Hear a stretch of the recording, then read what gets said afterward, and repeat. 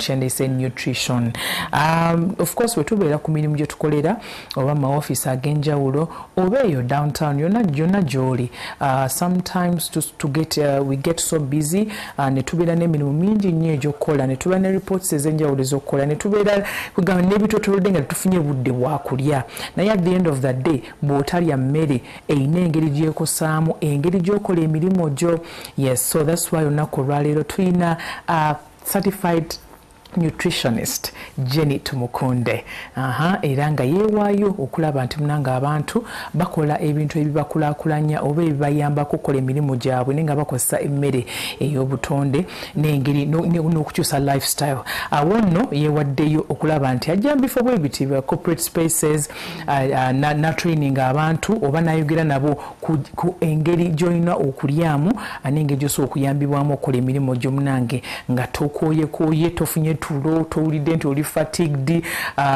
toskippinze meals naye ng'olidde emmere ejjudde n'emmere ejjudde yeeriwa naddala ng'oli ku mulimu. Weewaawo okunoonyereza kulaga nti World Health Organization yakola okunoonyereza n'ekisanga nti nno Uganda buli mwaka efiirwa obuwumbi bwa $2 obusukka mu 2 lwakuba abantu balya bubi era tebalina productivity ku mulimu gwekyo so okikkiriza naye ng'ovuddeyo ku Uganda nga tuzze down to the company oba business gy'okolera bannange can you imagine emmere oba endya esobola okuleetera obutakola bulungi mirimu bw'otakola bulungi mirimu gyo ate ne company ekola losses company wabeerawo ebintu ebitanaggwa wabeerawo ebintu gambe biri pending ate n'olaba nga kigenda kukosa abakozi ne company yonna okutwalizaawo. So today katwogere ku ndya naddala ku mirimu gyaffe gye tukolera n'engeri gye tusobola okikolamu bulungi. Tulina Jenny Tumukunde agenda kubanga atuyisizaamu atusomese ebintu ebisinga kaawo. Jenny, good morning. Good morning. Wasuze otya munange? Nasuze bulungi Stella. Yes. Webale kunyaniriza. Amiina mukwano. Buuza ku bantu baffe. Abatulaba ku NTV mbalamusizza nnyo mwebale kubeera wano era mwebale kutuninga in tugenda kuba tusoma engeri gye tuyinza okulyamu obulungi. Yes. Netusigala nga tukyali healthy ng'ate emirimu gyaffe gitambula bulungi nga tukola bulungi emirimu gyaffe ku mulimu ng'ate naffe ng'abantu twefaako. Sikubeera nga twekwasa nti ku mulimu saasobodde kulya ku mulimu batuwa kino ku mulimu tetufuna bulungi kino nedda gwena okutwala obuvunaanyizibwa ne weefaako ng'omuntu weewaawo n'ekitongole kigenda okwagala okufaako naye nga naawe weefuddeko. Yes. Era nategeddeko nti ova mu Nutrition Garage. Soko kimbulire ku Nutrition Garage wenkiwulira ogamba garage gyokanikira abantu. Yes. Ya Nutrition Garage kyekitongole mwenkolera era kitongole kiyamba okusomesa abantu mu ndya gye balina okulyamu. Kikolera abantu kye tuyita meal plan oba nti no menu kwolina okuliira. So tukola menu z'abantu kinoomu ne tukola menu za family nti no kati ffe waka oyinza okulaba family nga tugeze erimu history ya diabetes oli n'afaayo n'agamba akangende abakugu bambulire kiki nnina okulya nga family yange yonna. So ne tumukolera plan nti ku Monday breakfast lunch n'ekyeggulu tujja kulya bwe tuti era mu miwendo bwe giti paka Friday paka Saturday paka Sunday. So tukola plan ezo then ne tukola n'ez'ebitongole nti ebitongole biwa abantu baabyo abakozi emmere naye olw'okuba ekitongole kifaayo nnyo ne kigamba Nutrition Garage mutubuulire abantu baffe tubawadde tutya emmere ennungi tubagamba nti mande mujja mbaawo. So ne tubakolera plan eyo gye tuyita meal plan. N'amasomero kati twatandise n'okukolera amasomero omwana wo gy'asomera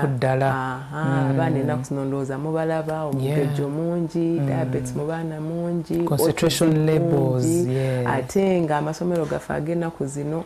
kizibu nnyo okusanga abaana nga balina ebisaawe mwe beetalira mwe bazannya. So n'osanga nga amaanyi bakozesa matono ng'ate emmere gye tusinga obbawa y'emmere ereeta amaanyi kawunga omuceere kati ogenda okulaba bambi omwana omwaka gumu omugejjo mungi kyokka nga bambi tebamanyi nga bo balowooza banange essomero lirabirira bulungi abaana baffe naye nga tebamanyi nti ekijja si kirungi. So byo tukola ku Nutrition Garage. Wano otuwaddeko ebyo tusigidde ekifaananyi ekirungi ne baseline kwe tugenda okubanga tufuna discussion eno gye tugenda okubanga twogerako. Pozi kye neerabiddemu tulina n'effumbiro lye tuyita Healthy Kitchen. Healthy Kitchen. Yes. Waliwo we twali twakatandika nga ba client batubuuza nti kati emmere gy'ogamba yeefaanana etya, tuwe ekyokulabirako. So ne tusalawo tugulewo kitchen and so tufumba. Kati waliwo oli ayinza ogamba omanyi nze obulamu obwange si bwa mulembe sooka onfumbire okumala emyezi 3 nga gwompa. So tulina Healthy Kitchen, we provide healthy meals ne tuziweereza abakasitoma. Okay, mwina kyemugenda okufuza okukyusa ku engeri abantu gye batambuzaamu emirimu n'obulamu bwabwe. I believe so. And of course omulamwa gwa right wag'okulaba nti abantu tubayambako si ba mu office boka because n'abantu abatulaba baliyo mu zakeedi baliyo mu dduuka ali ataddeko TV tugenda okutunulira India n'engeri gy'ekosaamu oba gye-affectingamu productivity yo. Yes, ne bwe tugera ku ndya oba nutrition omuntu akitegeera atya mu lulimi olufuutifuuti? Bwe twogera ku ndya kitegeeza kikyoteese mu mubiri gwo olunaku lwonna nti buli kubanga Katonda yatonda emmere nga yanjawulo. Ensonga lwaki yanjawulo lwakubanga erina ebiriisa byanjawulo. Nti kyojja mu ttooke si kyojja mu muwogo si kyojja mu jjuuni si kyojja mu nsujju. Kaakati buli lw'okwata ekyokulya kyonna ky'oteeka mu mubiri gwo kirina kye kikola. So eyo process ey'okukwata ekyokulya n'olya gye tuyita nutrition. Okulya nutrition. Okay. Mu kunoonyereza of course simanyi ekintu interesting owagijja simanyi oba wali mu mbeera ki okulaba nti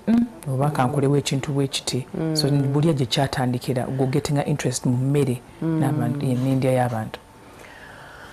Kale we natandikira one nalina ekizibu era ng'abantu abasinga ku ffe ennaku zino. One nali nkola mu corporate organization nga emmere tuweebwa ku mulimu ovuga n'ogenda ku mulimu n'osiiba ku kompyuta ng'okola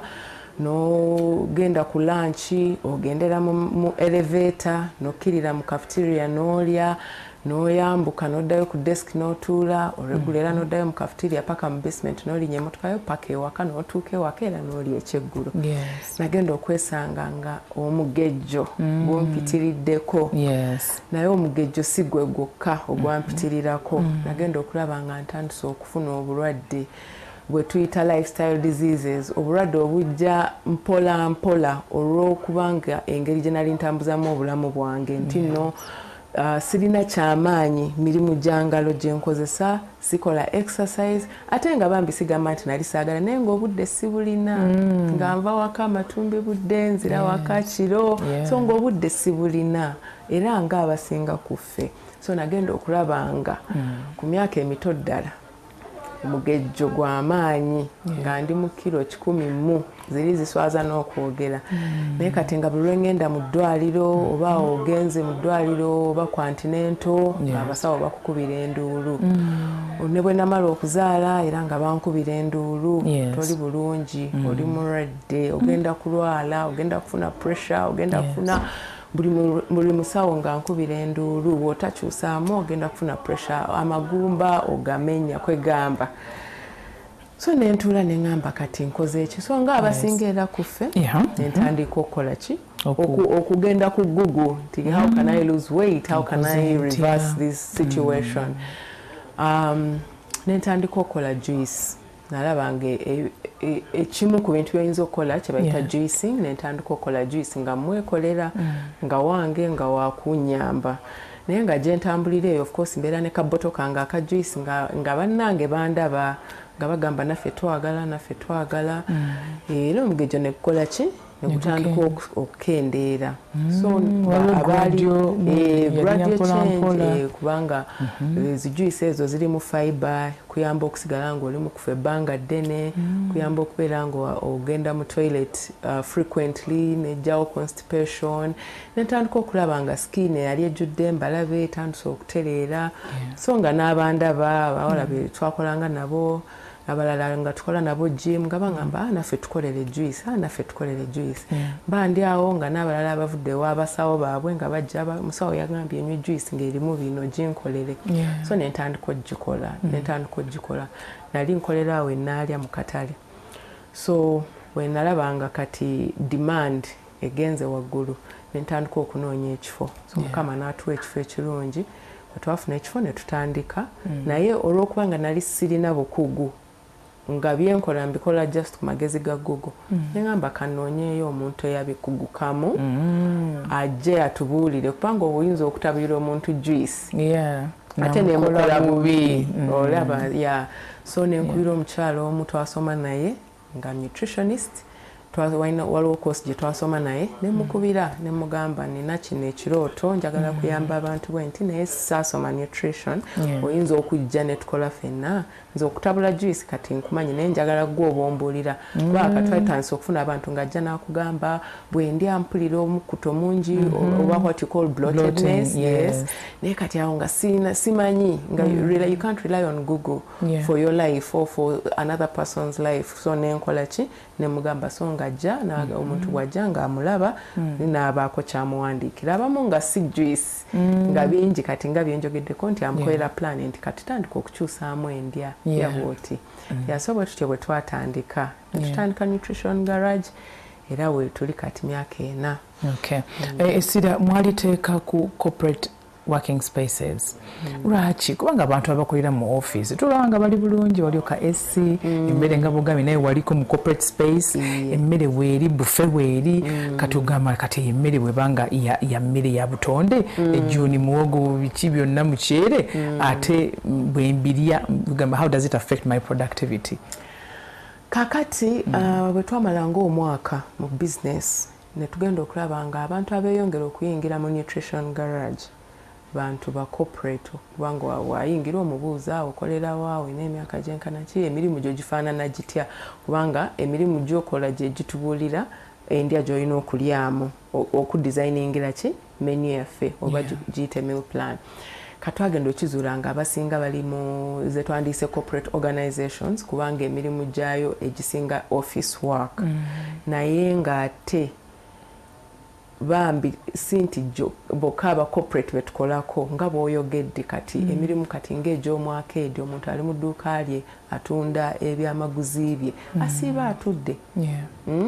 osanga alina n'abakozi nga babiri kasitoma bwajja abakozi be basituka ne bagiragira nga ye omukulu ali wali akoze eki atudde ate wayita meka nga zimuleeta ng'agamba banange nze sirya nnyo naye ng'omugejo gumpitirireko oba nga nina heartburn oba nina ulcer ebintu ebyo yaso ne tusalawo nti nno kati naye ne bw'olaba mu research and statistics zino endwadde ze tuyita lifestyle diseases oba non-communicable diseases ng'ekyo mu Luganda nkyogera kati nga pressure kati nga omugejjo kati nga sukaali kati nga cancer all those are lifestyle diseases nti endwadde ezireetebwa lifestyle gy'olidinga kyova olaba abantu abamu begomba abantu ababeera mu byalo kubaako era n'atambula kilomita nga 5 n'agenda mu nnimiro n'alima oyo omuntu abeera active kati ye ne bw'atuyira akawunga ke bambi n'alya amaanyi aba agakozesa naye ffe lifestyle eyaffe tetukkiriza nnyo ng'ate tetukyusiza mmere tukyayagala emmere yaffe akawunga ettooke chapati kalumonde wali kwegamba tulya mmere yonna nenva so wesanga nga tulidde nnyo ogenda tubuuliramu engeri emmere eno gye tulya ku mulimu gye affecting am productivity kubanga twakava mu kisiibo abantu abasiraamu naffe abakristaayo batubadde mu kusiiba era bw'osiiba olina okujja ku mulimu so lwakubadde osiiba alina okusigala waka no you have to come to work naye oyina okukola nowakubadde tonaba kulya oba toli mu kulya kintu na kimu. Waliwo n'abantu abalina abakkiriza mu bitali ebituufu tubiyita myths about weight. Nti nze bwe ngenda ku mulimu ngenda siiba nja kulya mmiro emu naye bw'oba weedinayinza emmere, how does it affect your productivity moving forward? Okay. Yes. Kakati bwe tubeera ku mirimu gyaffe katugeze wano ku NTV simanyi babaliisa batya naye katugeze omuntu owa bulijjo an average person ava ewaka nga bamuwadde ekikopo olusi mulimu porridge olusi mulimu chaayi neviiridde waka olusi abamu babeera mbambi n'amazzi agookya n'atuuka ku mulimu babeera ne kantiini zaffe ezo zirimu chapati, sumbusa, amagi, eryenvu, ebitumboowa, donati kati n'osaba bulungi ekitumboowa kyo oba chapati emu ne sumbusa emu n'olya n'onywerako ekikopo kya chaayi. Bwe zituuka ssaawa nga 4 ng'owa fruits aleeta ng'abayitamu awo ng'olyayo kafene oba ka fruit salad.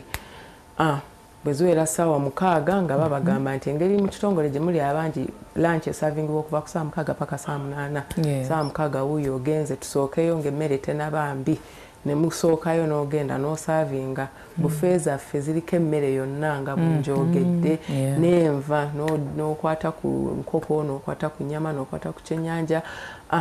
bu greens bwe butera okusembayo wali. So ogenda okulaba nga omuntu mu lunaku alidde emmere nnyingi. Kati kiri kyewambuza nti what is nutrition? Nutrition kwe kulya naye omuntu alina okulya ng'alowoozezza si kumala galya olw'okuba emmere weeri oba olw'okuba ssaawa za kulya. Olina okubeera nga weewulira gwe ng'omuntu n'ogamba naye wadde ssaawa za kulya enjala ennuma amaanyi ngeetaaga gengenda okuteekamu kuba emmere gye tulya yeetuwa amaanyi era tulinamu emmere gye tuyita nti yemmere energy giving food yeetuwa amaanyi zezo carbohydrates emmere then netubeera ne body building foods ze protein then netubeera ne vitamins ezisinga ziva mu vegetables and fruits. Kaakati bw'oba tolowoozezza nnyo kyetuyita okubeera intentional n'olya ojja kwesanga nga omaze okulya nga buli lw'omala okulya jjukira nti brain amaanyi egajja ku mirimu gya mukamaawo negazza ku lubuto okudigestinga emmere eno gy'ogiwadde. Kati ogenda okulaba abadde akola obulungi osumagira abadde akola obulungi kati owulira oyagala agenda mu kiboozi olw'okubanga focus evuddewo abadde akola gugezaako okumenyaamenya emmere eno gy'obataddeemu kubanga omubiri muli gukola ki gukola tandise okuwira ebbugumu muteekeko esi kwegamba productivity nekendeera. Kyova olaba abantu abasinga bagamba nti when they go out for lunch tebakomawo oba bwe bakomawo bakolako katono oba bwe bamala okulya lunch basumagira. Lwaki? Olw'okubanga olidde kingi ekibadde tekyetaagisa. So n'ojja kulaba katugambe nga mu like in automobiles abaana abakola nga mu garage nga yalidde emmere ate n'asigala ng'ali active. Lwaki? Kubanga amaanyi ag'emmere gemuwadde ali mu gakozesa. Kati ffe lifestyle eno eya corporate oba ey'okutuula mu kiduuka kyo n'oba nga tolina kyokola ekuleetera okubeera nga productivity ekendeera n'oba nga kati nga you'd rather be on your phone scrolling okusinga okufocusinga focus ebula. Kati ne tugamba nti twagala tusomese abantu nti bw'oba nga otegedde emirimu gyo tegyetaaga maanyi mangi ag'omubiri naawe ate togyongera maanyi kuba bw'ogyongera negatakozesebwa body egafuula fat egasitwaringa as fat negamba lwe tulikyanga tetulina kyakulya tujja kwesa gano naye ddi munauganda akola mu corporate dirokera nga tolina kyakulya. Oyogedde ku abo ababadde basiiba oba okusiiba ezo meethi kati okusiiba nga bw'olaba nti babadde basiiba ate nga bakola olaba yafudde mba olw'okuba yasiibye nedda kati awo body oba ogiwadde chance okozesa amaanyi gali ge yakola ki geyatereka kyova olaba you can function bulungi nga ate obadde osiibye. Kati ekyokugamba nti oba lemme eat 1 meal a day ekyo kiyinza okuba ekirungi kiyinza okuba ekibi yes. kubanga kati bw'osalawo nti weerumya enjala oba toyagala kugejja naye ate nga oli mukyala mutono oli mwami mutono kiba kitegeeza nti tolina maanyi omubiri gunajjawo amaanyi weetaaga okulya ate weetaaga okulya obulungi kati bw'obeera ng'oli mukyala ng'obadde munene nganze nze nina amaanyi ge naterekedda in form of fat nze nsobola okuba obulungi kati gwa tali munene atalina nnyo nsonga lwaki weerumya enjala abaana ennaku zino abaana abato especially young adults baagala kusigala ku mutindo neweerumya enjala ojja kusanga nga ebiseera by'okulya enjala bwekuluma olubuto luproducinga acid ezimenyamenya emmere kati ye enjala bwekuluma obwongo busindika signal nti produce the acid enjala etulume twagala kulya naye gwe n'otawa mubiri mmere kati acid ezo zitandika okola ki okola ku intestine ogenda okwesanga in the long run ng'ofunye ulcers kati ng'ate weebuuza nti ulcers nazijjeewa ng'ate wadde olina okulya kati gwe weesigulidde ku nze abadde sirya kya misana but me I have stored energy so emibiri gyaffe gya njawulo omuntu ayinza n'okugyamu eating disorders waliwo eating disorders zetuwulira waliwo eating disorders nyingi waliwo recently client gwe nalaba nga bw'amala okulya olw'okuba tayagala kugejja oba mmere mutuulamu agenda mu kinaabiro neyeekako okusesema kati n'atuuka ekiseera nga kati body nga brain yamanyiira nti kati nga yeetaaga kwekwatayo yo olumala okulya brain emugamba time to throw up era olumala okulya kati ayagala kirekeraawo naye tekikyasoboka ompulira so alina okuddamu ate naresettinga body kati oyo tuba tulina okuddamu n'atandika okulya katono ddala ate oyo twali tutunda n'omusindike w'omusawo bakuwe ku makerenda agakuyamba obutakola ki obutasesema ng'omaze okulya brain n'otandika ogizaayo ku ki ku settings zerina okukolerako normally so eating disorders nyingi naye kiba kirungi omuntu n'agenda n'alabako abakugu mu byokulya natanaba kugenda mu ezo diets nyingi ennaku zino ate waliwo kati bingi all over the place buli omu kati yeefudde musawo kino kikuluma tulina lino n'eddagala ly'okumira okugejja oba okukogga oba okukola bwoti n'amira eddagala bw'amala okulya n'addukana immediately emmere yonna neevaamu nga bw'agiridde kati awo agenda kubeera malnourished instead ajja kugyamu obulwadde kubanga emmere erina okukuwa ekiriisa ekikuyamba ng'osigala olaba bulungi owulira bulungi ofunctioninga bulungi kati buli lw'omira akakerenda ako kakuyamba okudduka mu tooyi mbw'oleme kugejja ojja kwesanga otandise okugyamu obulwadde ku mulimu ogambye mu corporate spaces wabeerayo lunch people provide lunch wabeerayo buffet naye omuntu bw'atandikira n'atikka akawunga lumonde biki n'agenda ku greens ate batuwa katono naye ate naawe nga kwenyini gali mu kusavinga oba ali mu kusaba osobola okugamba banyongezeko ku greens zino zebasinga ku plate and everything so osobola otuwisizeemu kiki kyenina okusoosa naddala nga ndi ku mulimu how can I navigate proper nutrition nga ndi ku mulimu wano kale weebale nnyo ekintu ekyo actually kyetuli okusinga okuteekako amaanyi ku bantu baffe abaweebwa emmere ku mulimu tuli bagamba nti no ababafumbira emmere mubagambe omuntu okufuna balanced diet ennungi tulina okubeera nga tulya enva endiirwa vegetables akona kakoze practice ekiro enva endiirwa nga ekitundu ky'essowaani yonna kirina okubeerako enva endiirwa which is vegetables zinnakati ebitulatula ebyo biriŋŋanya lettuce onions avocado byoba ojjuza half y'essowaani bw'omala era abantu abafunyeko omukisa nga nutrition garage health kitchen yebasavinga that's how we serve the way nga bwe tuteekawo buffet tetusooka matooke muceere tusooka vegetables zabikanga mukaaga naye kati tutunye ekifaananyi kiri bigger than kati tuli generally speaking workplaces so that's what it's supposed to be half enakubeera vegetables first quarter protein and the next quarter carbohydrate that's what it should be but what is happening nti ife tusooka mmere carbohydrate ne tuzaako enva protein ne tuzaako ka vegetable ketera okubeera akatono so omuntu n'atekako akatooke n'atekako akade n'atekako watuukira bambi ku nva endiirwa nga ne sowaani takyalina wakola ki wateeka so yesanga ataddeko katono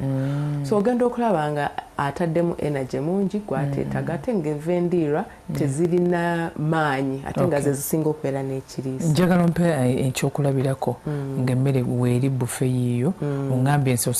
nzinzeeko greens yes naye era of course wabeerawo okulekerawo kati katugeze nga tolina kyokyusa ompe ekyokulabirako nga kiri practical nti kateekako kino wano bw'otyo ogimenyeemenye essowaani nga bw'erina okulabika ku mulimu naye kasooke tumulemu ndowooza yes kasooke tumulemu katono nnyo bwe tukomawo tukyagenda mu maaso n'endya n'engeri gy'ekosaamu emirimu gyo ku mulimu tovaawo. Kati tukyagenda mu maaso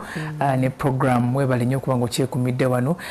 twebaza bannaffe Roseform Uganda abakola emifaliso egisingayo okubeera comfortable ate nga ndowooza okwebaka obulungi nalyo ddagala eddagala eri obulamu so ofuna omufaliso gwe weesiga okuva mu Roseform zino gye mmanyi yokka ebirala byo sijja kubyogerera naye bw'ofuna omufaliso ogwo n'abaana ab'essomero bebaka bulungi nnyo genda mu class nga yawummudde bulungi si kubeera nga weekyusakyusa omufaliso gulimu ekinnya no Roseform yo weeri to save that day anyway. Tugenda mu maaso n'engeri emmere gyesobola okukosaamu oba okuzimba engeri gy'okolamu emirimu era tuli ne Jenny Tumukunde, she's a certified nutritionist wali ku Nutrition Garage era nga afuba okuwabula abantu engeri gy'osobola okulyamu obulungi ate n'okola bulungi emirimu gyo. Wetuwumulidde wali tugamba kati corporate spaces ze yasinga focusinga on because abantu abasinga mu corporate spaces otuula ebbanga ddene ery'okutuula emmere yo bweri 24/7 activity yo ntono exercises ntono n'abantu abali downtown by the way Moze Arcade wa oyinza okuba tudde mu dduuka naye nga bwagambye ng'olina n'abaana abalala abakuyamba kato okweza bakasitoma so you sit the whole day naye ate ng'oli ku mulimu yes and ate olina ng'olina okulya so emmere gy'oli eyo ogenda okulaba ate ng'ekkosa bukosa mu kifo ky'okuzimba omubiri kale Miss Jenny twawumulidde wadde otuwa ekyokulabirako essowaani eno eriko ki naki kyekisingako obungi kiki ekirala ekiddako. Yes. Kale neyanza Stella so mbadde ngamba nti n'essowaani ennungi erina okubeera ng'ekitundu ky'essowaani yaffe kiriko fruits and vegetables mostly vegetables nga ekitundu ekyokubiri nakyo kisazeemu emirundi ebiri the first quarter ng'eriko protein omuntu yeetaaga at least 100 grams of protein ng'ekifi ky'ennyama oba bibiri oba ekifi ky'enkoko oba a piece of fish then ekitundu kiri ekirala the last quarter nga yeriko carbohydrate katugeze ettooke kakati katugeze nti oli ku mulimu bakuwadde buffet ogenda kusavinga ensonga lwaki batuwa buffet is tubeere ne variety nti bwaba waliwo ettooke n'omuceere n'akawunga ne chapati ne lumonde bakuwadde ofune variety nsinga tolya ttooke ofunye omuceere nsinga tolya muceere kale waliwo akawunga kale gwe bw'oba akawunga tokaagala kale lya ku jjuuni that's the essence si byonna nti nina okuteekako nti byonna mbiraba oba nti mbamanyi bakikwata bubi ye employer we aba akuwadde chance nti nno tobulwa ekyokulya olw'okuba tolya ttooke otherwise olina okulya emmere emu otherwise kyekyo ekituleetedde okubeera nga tuteeka amaanyi mangi mu mubiri ate bode negafuula sukaali ate negafuula amasavu olw'okuba tuteeka mu kingi kye tutakozesa so woba osazeewo nti leero ttooke kaliba ettooke omuceere gulekere abataalya ettooke kati oweyongereyo ogende kumva ogambe nti kati bakuwadde ekyennyanja bakuwadde enkoko bakuwadde kawo ekijanjalo tekitegeeza nti byonna jjuza funako protein eyinza okuwera ekibatu 100 grams is usually measured by the pound era kyekiri kyenasookeddeko okugamba nti olina okubeera ng'okirowoozaako nga bw'okeera n'olowooza nti leero ngenda kwambala ki emmere nayo girowoozeko giwa obudde oba jjo walidde ettooke leero lya lumonde omubiri nagwo ekirisa ky'omulumonde omubiri gukifune jo walidde matooke leero lya lumonde enkya lya muceere luli lya ensujju omubiri ogende ng'oguwa variety naye si kugiwa kati omubiri nagwo gubeera overwhelmed abamu ne bafuna kye tuyita dumping syndrome omubiri ne gubeera confused ng'oguwadde kingi waliwo abantu abamu nga bw'amala okulya immediately agenda mu bathroom abamu bagiyita food poisoning omubiri nga oguyitiriddeko oguwadde kingi ogassa ebintu bingi so londako gweweewe kiri nti kanondeko kimu emmere emu opimidde mu kibato oba kijanjalo oba kikawo then ogende kunva bw'olaba nga engeri gye basazemu piisi y'ennyama tojja kuweza 100 so okupikinga piisi y'enkoko ne piisi emu y'ennyama ne kasupuko then kati wodda wali vegetables batera kutuwa carrot ng'erimu french beans olonde eyo londa lwaki kubanga ebyo envendiirwa their water content eri waggulu birimu amazzi mangi birimu fiber mungi so ebyo bye twagala olye bingi biyamba omubiri ate tebireeta mugejjo bireetera digestion okwanguwa noobanga buli lunaku osobola ogenda mu bathroom waliweko ebitongole ebisavinga ekika ky'emmere emu yes kati obanga ate toyina za lunch ate nga basavinze kangeze muceere gwokka how are you going to deal with the situation? Era olina okwebuulirira ng'omuntu kubanga emu ku mmere ezisinga okukyusa mangu neefuuka sukaali gwe muceere n'akawunga n'amakroni ne chapati so olina okwebuulirira ate n'obeera ne discipline ne intentionality n'ogamba weewaawo batuwadde muceere naye neetaaga omuceere olwaleero bwe mbasigulidde sisobola genda nenkwata ekifi ky'ennyama ne vegetables nendi ate nenzikuta si kyatteeka nti olina okulya emmere oba weetegerezaako abazungu ensaavinga gye basaavingamu era ne menu zaabwe ziri protein based oba bacharginga based on protein bwe bajja okubuuza onoolya ki tebakubuuza nti onoolya matooke bakubuuza ku nkoko ku kyennyanja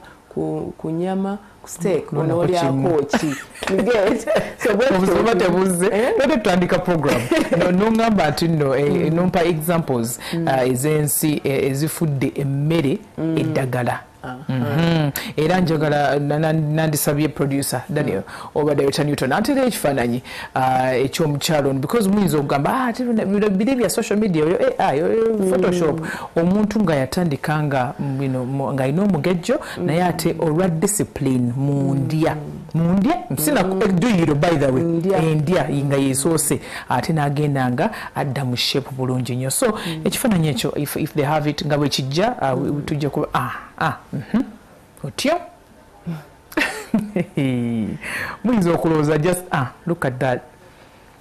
okirabye ono n'omukyala gwe tulina mu studio olunaku olwaleero awo ng'atuula bulungi nnyo agenda ku mulimu n'akola emirimu gye n'atuula olunaku lwonna n'alya byalidde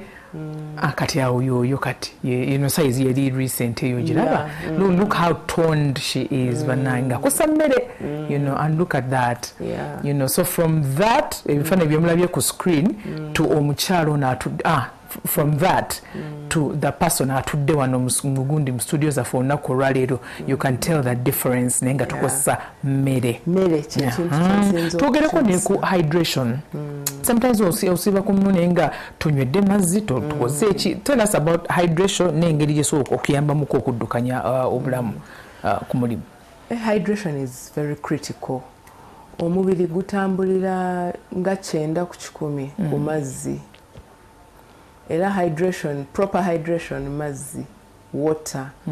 Tukubiriza abantu ekitone nnyo omubiri gwo okutambula bulungi okunywa at least lita 2 ekitone nnyo ez'amazzi naye ng'omuntu wali badonywa ne lita 3 mbuuza lwaki olw'okubanga amazzi ago ge ganaaza omubiri ge gayamba organs eziri munda gezaako ng'ensigo, kidneys, liver, even proper digestion. Gwe lowoozaako ng'osiimuula ennyumba. Oyinza osiimuula ennyumba nga tolina amazzi. Bw'osiimuuza amazzi amatono etukula tetukula. so kyekyo amazzi mu ngeri eyo okubeera ne skin ennungi okubeera nga ofuna detoxing omubiri okubeera nga olaba bulungi okola bulungi ne infections enaku zino UTIs nyingi ebiseera ebisinga omuntu tali kunywa bulungi mazzi ate ekituleetera obutanywa nnyo mazzi lwakubanga tulina beverages endala nyingi onyweddewo ka coffee onyweddewo ka Minute Maid onyweddewo ka juice you know ebirala bingi kati oyinza okulowooza nti ebyo hydration yes hydration naye okufuna bulungi hydration water ebyo byonna binywe kale naye ng'omaze okuteekayo litazo 2 ez'amazzi so hydration eyamba nnyo okucleaninga omubiri ne gutukula bulungi from inside simanyi bwe nyinza okuva munda olina okulaba nti nno ogenda n'okola susu nga ali clean ekyokulabirako eky'omuntu owa bulijjo bw'ogenda n'okola susu ono olaba nga wa brown manya nti waliwo obuzibu wetaaga yes kubanga amazzi g'onywedde kati tukirininze ago makyafu ddamu oba nga amunyunguza weeyongere otuuka okola susu nga mu butuufu ng'afaanana nga mazzi awo ojja kumanya nti onywedde omubiri kye gwetaaga mu lunaku n'enchoddemu bw'otyo olina okunywa amazzi mangi neweewala n'ebintu nga constipation bantu bangi bali kusafaringa ne constipation indigestion omuntu n'amala ennaku 3 nga tagenda kukola number 2 Okay. Waliwo emirimu mingi nnyo gy'okola deadlines to beat reports ezokola research okola abantu bagenze mu field and everything but with all that olina okutuula ewantu wamu you concentrate and you do all that work naye kaakati mu office space mwe tuli nsobola kukozesa ntya space eyo kubaako kaduyira akatonotono kenkola mu budde ki and for how long and then I get back to work okay ekyo obuuza kirungi nnyo kubanga ennaku zino ne office space ziri limited nnyo kati waliwo working method ne sijja gigenda naye buli lw'otuula eddakiika 25 eddakiika 5 situka otambulemu mu kifo ky'okukuba akasimu omanyi nti n'obeera wano n'okubira munnaali wali akasimu nti paseereza situka tambula ogenda okeeronere bw'obanga ogenda akola kacaayi mu kifo ky'okuba naaka akuleetera ecaayi tambula agenda omwetabulire just that little activity creates change bw'oba ogenda onyuka tambula ku madaala bw'oba ogenda wansi mu cafeteria lift gireke tambuza tambula kubanga olina intentionality nti njagala kuteekamu steps bw'obanga kisoboka emotoka wagirese kati abatalina parking emotoka bazirese eri naye ajja linnyawo ka boda agenda awali emmotoka kati awo tambulawo kwegamba buli ka chance koolina situka muko stretching omubiri mu office wennyini awo abantu at first bajja kulaba nga akajanja naye bajja kumanyiira before you know it nga nabo batandise okukopa buli kati gwe bala nti buli lwokola n'okola focus 25 minutes the next 5 minutes to make it 30 minutes zisituke ojja kulaba nga kati ate kyozzeeko in the next 25 minutes okikoze bulungi okusiza okay waliwo essimu ezze okay hello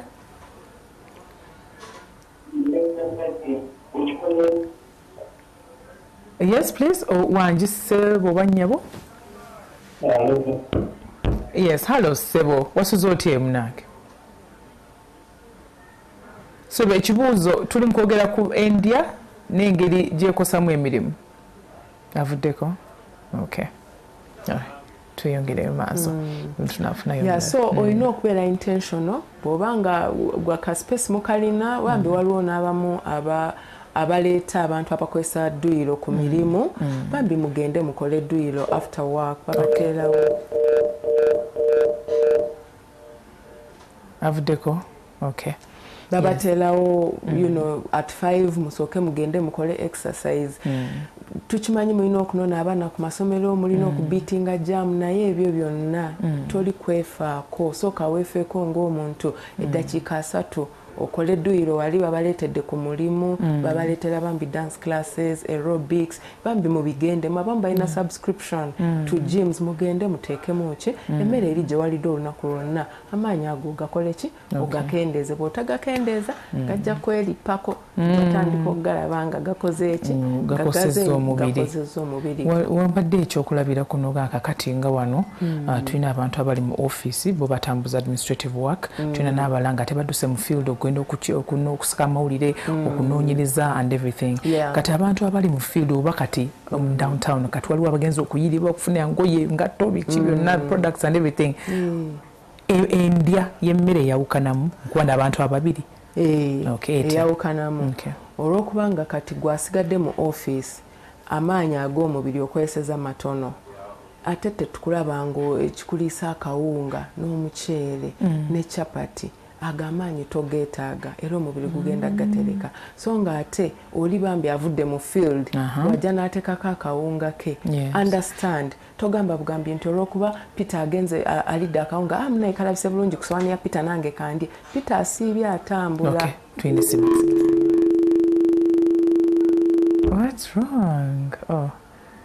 Okay, bagenda bayina kebatereza wawa ndoze tujja kuddamu tufune simu endala. Yes please. So tolaba just olw'okubanga munno abadde mu field alidde akawunga te omubiri bambi gucommunicatinga gukugamba nti amaanyi gampeddemu nyongera kyo kati ojja kulaba abantu kye bayita craving simanyi lwaki ndi craving akawunga it's communication nti body eri kugamba amaanyi gatuweddeko tuwe emmere ereeta amaanyi kati gwe bambi tojja kulaba ng'oli akawunga kanyumidde ku sowaani ogambe nange bampeeko katono naye nga gw'ogenda kutuula kyokka yo olumala okulya era addayo okusaka mawulire somewhere akololo you know so endya eba eyawukanamu okusinziira ku mirimu gye tukola kyova olaba abantu abakola emirimu egyo alyanga bw'ayagala n'atagejja oba n'atafuna birwadde kubanga ali active nnyo. Okay, speaking of being active era still tulina Hello? Okay. Hello. Yes, Sebo Mnange. Bambi mwebale nnyo programu eyo. Yes, Sebo. N'omukyalo yase bambi mweyanziza nnyo. Yes, Sebo. She's really spot on. Kakati ekibuzo kyennyina. Yeah. Emmere tugirya ayogedde bulungi nti ba biki naye enfumba yaayo envenzo nzifumba ku temperature ki so that I don't denature it. Emmere nga amatooke akawunga tukafumbira ku temperature ki so that we don't denature the nutritional value. Otherwise, mwebale nnyo programu eyo omukyalo oyo mweyanziza nnyo. Nkale Sebo. Kubidde wano ebusaabala. Okay, mwebale nnyo ddeewo ebusaabala era oba tulabira abantu beeyo. Enfumba. Tujogereko nga tumaliriza. Yes. Kakati enfumba eyawukana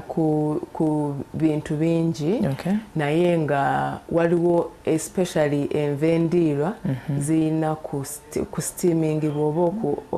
kuyita ku boilingako but steaming kwe kufumba nga totaddeemu ate nnyo mazzi ng'ofumbisiza guli omuka then n'ofumbako ekitundu kye tuyita half cooking nesigala ng'ekyalimu tulinayo kola. Okay.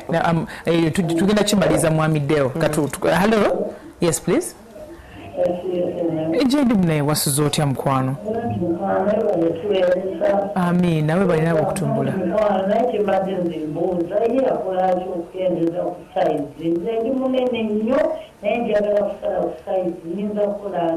Yes, nye mukwano. Kale.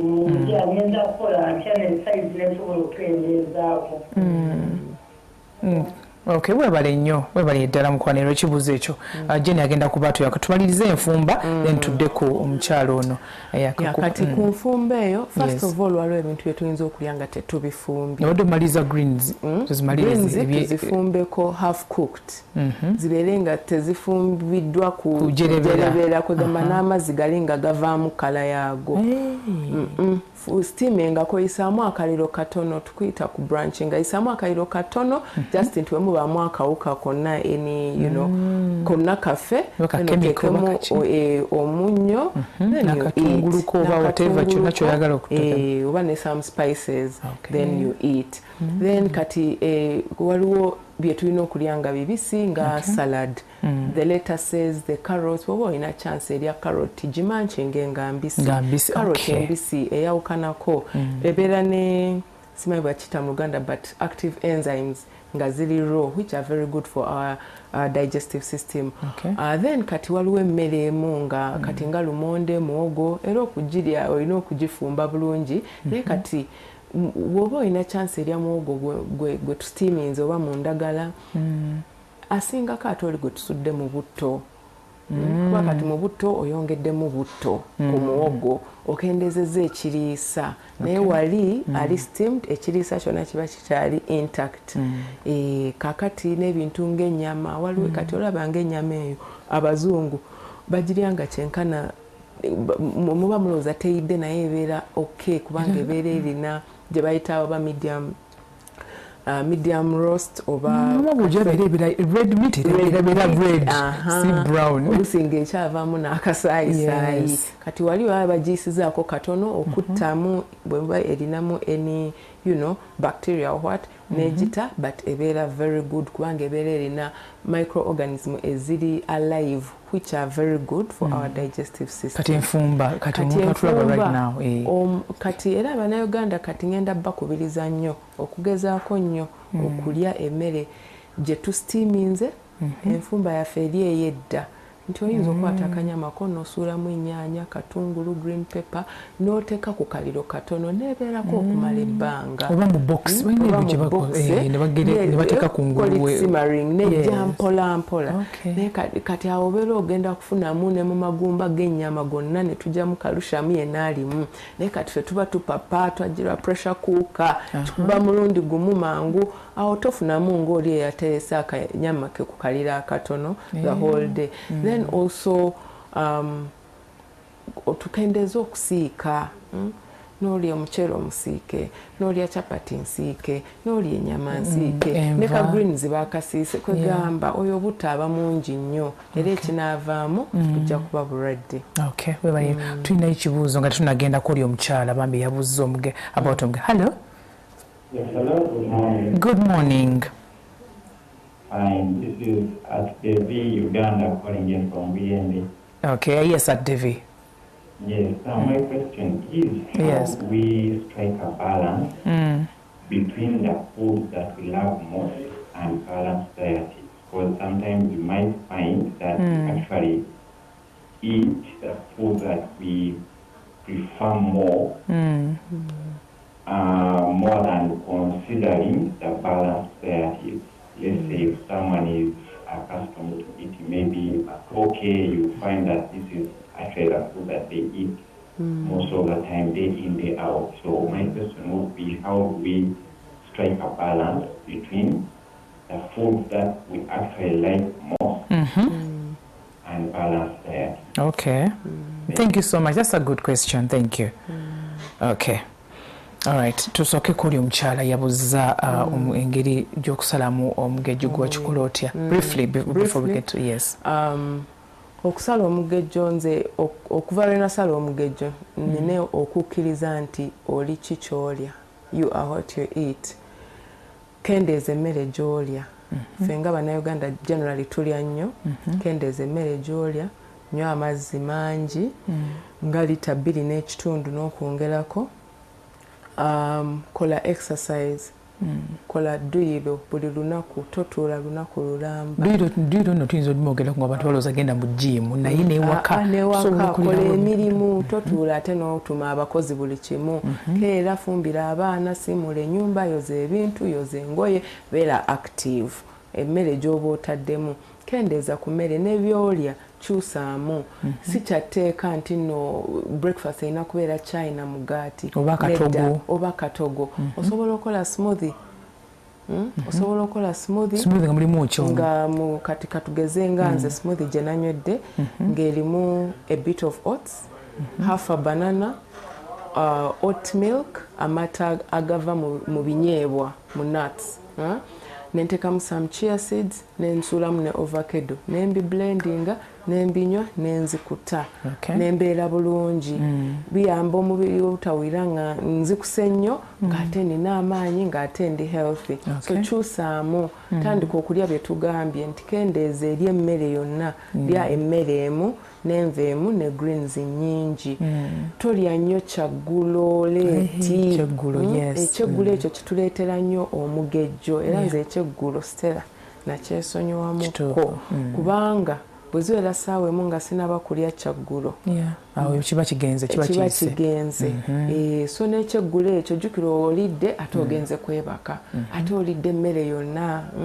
so bw'aba talidde kyaggulo ali eki just instead emmere eri katono ate lya mangu fuba okulaba nti ssaawa emu we ziwerera bambi ebyokulya byonna omaze bizinesi zekulya naye waliwo oli ava ku mulimu ate tayagala bba wanyiige oba tayagala mukyala anyiige so najja bambi omwami n'omuwa emmere ssaawa nnyo ez'ekiro bambi n'omwami naye alina okulya okukusanyusa omwami wo bambi oli mukola bubi so ekyeggulo tukirye naye tukirye nga bukyali at least oyiseewo essaawa 2 oba 3 katona bakwebaka